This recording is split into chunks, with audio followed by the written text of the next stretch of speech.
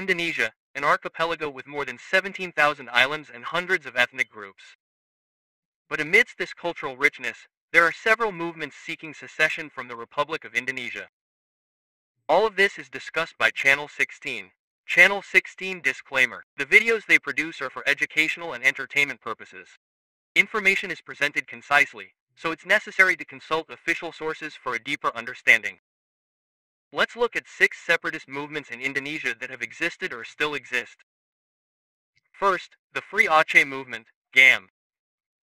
The Free Aceh Movement, GAM, emerged in 1976, led by Hassan Tiro.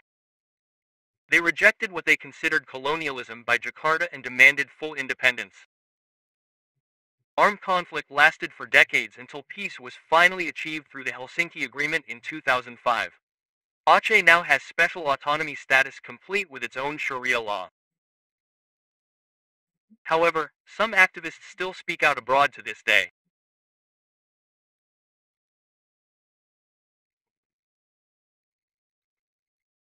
Second, the Republic of South Maluku, RMS.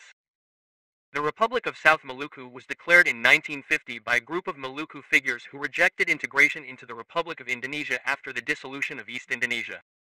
Although armed efforts have long since died out, this movement remains active abroad, particularly in the Netherlands, through symbolic and cultural diplomacy.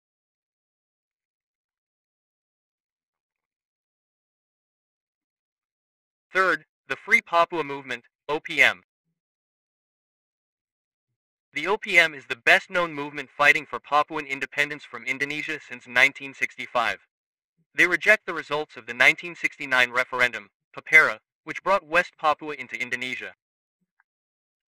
Their actions range from peaceful demonstrations to armed conflicts. The conflict continues to this day.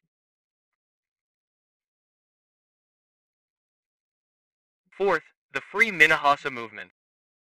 This movement emerged as a protest against unequal development and Jakarta's dominance. While not as strong as other separatist movements, the spirit of Free Minahasa sometimes emerges in regional or symbolic discourse, especially when there is dissatisfaction with central government policies.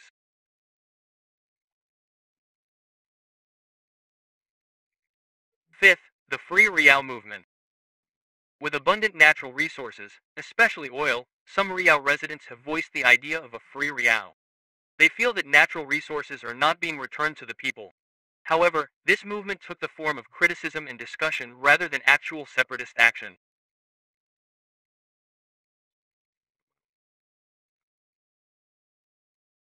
Sixth, the Free Bali Movement. This unique idea emerged. This discourse was based on the unique culture and history of the Balinese kingdom. However, the majority of Balinese people did not support this idea. This movement was popular on social media, but it did not develop into a real movement. Here's a video discussed on Channel 16. GAM, or the Free Aceh Movement. The Free Aceh Movement was born in 1976, spearheaded by Hassan Tiro. The background was not only a matter of identity, but also a sense of economic injustice. Aceh is rich in oil and gas. However, the people felt they did not receive a fair share of the profits. The central government was considered to be over-exploiting natural resources without regard for the people's welfare. For more than 2 decades, armed conflict raged between GAM and the Indonesian military. It culminated in the imposition of military operations zone status in the late 1980s, which exacerbated human rights violations in the Aceh region. However, everything changed after the 2004 tsunami. This major tragedy opened the door to peace. In 2005, GAM and the Indonesian government signed a peace agreement in Helsinki. GAM agreed to lay down their arms, and Aceh was granted extensive special autonomy. Many GAM members are now active in local politics through local parties in Aceh.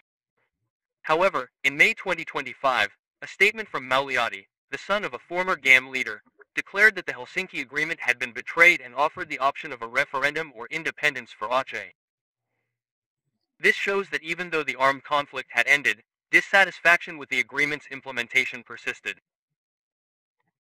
The Republic of South Maluku, RMS, was proclaimed on April 25, 1950, by former KNIL, Indonesian National Army officers, primarily from Maluku Christians such as Dr. Chris Samokil.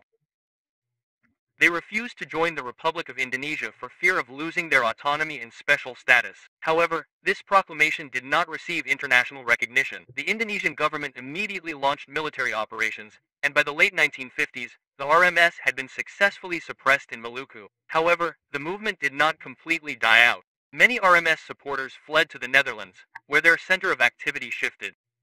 The RMS now operates primarily in symbolic and cultural forms in exile. On April 25, 2025, the RMS celebrated the 75th anniversary of its proclamation of independence in Den Bosch, the Netherlands. This celebration demonstrated that the RMS spirit remains alive among the Maluku diaspora in the Netherlands. In Indonesia, support for the RMS is very limited, and its movement is largely prevented through security and social approaches. OPM, or the Free Papua Movement, was founded in 1965, but its roots extend back to the transfer of Papua from the Netherlands to Indonesia in 1963 through the UNT.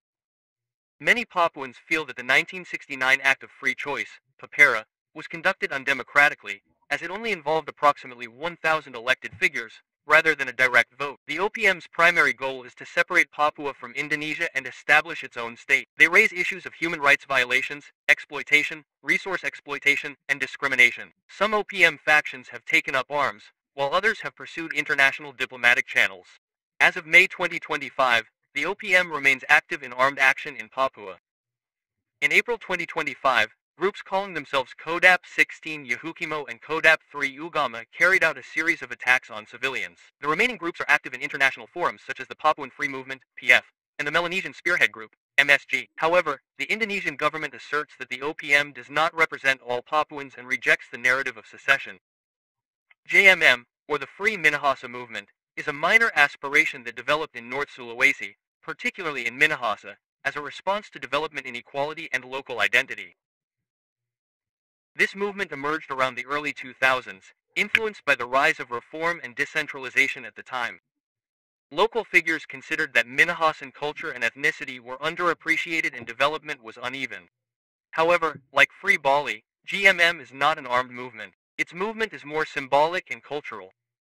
Currently, the voice of Free Minahasa is barely heard formally. However, in May 2025, JMM, together with local communities, held a book discussion on Liberating to Minahasa, which addressed issues of Minahasan culture and identity. This shows that the GMM focuses more on cultural preservation than political separation. Once strong aspirations have fused into local cultural struggles and identity politics within the framework of the unitary state of the Republic of Indonesia, NKRI. GRM, or the Free Riau Movement, was declared on March 15, 1999, by Tabrani Rap, as a protest against government centralization and the exploitation of natural resources in Riau. Riau is one of Indonesia's major oil and gas producers. However, its regional revenues are disproportionate. Since the early 2000s, several civil society groups and intellectuals have begun to voice their aspirations for independence peacefully. However, the GRM never became an armed movement. Its activities focused more on civil protests, media campaigns, and pressure on central government policies. After Tabrani Rap's death in 2022, GRM activity declined drastically until most of its aspirations were shifted to the struggle for regional autonomy and fiscal decentralization. Now, the voice of Free Riau has faded considerably. The special autonomy policy for natural resource producing regions, including revenue-sharing funds, has calmed most tensions. JBM, or the Free Bali Movement. The Bali Freedom Movement, JBM, isn't an armed separatist movement like others. It emerges more within social and cultural discourse, particularly among small groups who believe that Bali, with its distinctive Hindu culture and royal history, deserves greater autonomy. Issues such as tourism exploitation by foreign investors, the degradation of local culture, and pressure from national regulations sometimes give rise to aspirations for cultural independence. However, so far, there are no formal structures or organizations clearly affiliated with this movement.